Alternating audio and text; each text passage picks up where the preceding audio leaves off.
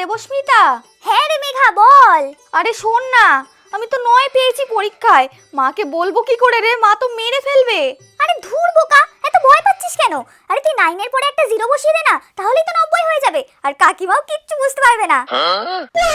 এই এটা তো দারুণ আইডিয়া, আমার তো মাথাতেই আসেনি। থ্যাংক ইউ ভাই, থ্যাংক ইউ। আরে ঠিক আছে। Later. হ্যাঁ রে মানু, আজকে তোর পরীক্ষার খাতা বেরোনোর কথা ছিল না? হ্যাঁ মা, এই দেখো। বাহ মানু, তুই 90 পেয়েছিস? হ্যাঁ গো মা। যাক বাবা, মা মনে হয় বিশ্বাসও করে নিয়েছে। বাহ, এত ভালো রেজাল্ট করেছিস, তোকে তো একটা গিফট দিতে হয়, দাঁড়া নিয়ে আসি। উফ, মা মনে হয় আমার জন্য কোনো ভালো গিফটই এনেছে। কি মজা যে হচ্ছে না।